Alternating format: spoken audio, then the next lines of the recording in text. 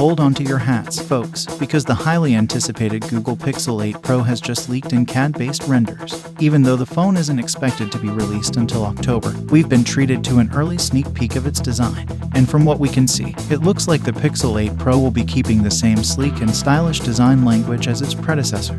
One of the most noticeable changes is the phone's more rounded corners, which give it a less boxy appearance than the Pixel 7 Pro.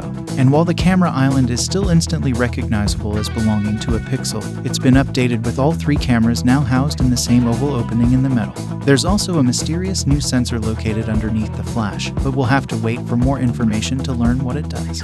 The Pixel 8 Pro is expected to come with a 6.52 display, slightly smaller than the Pixel 7 Pros. But don't worry, this adjustment was made to create more rounded corners, so you won't be sacrificing screen real estate. And of course, the phone will come with all the features you've come to expect from a Pixel, including power and volume buttons on the right, a USB-C port and speaker on the bottom, and a SIM tray on the left side.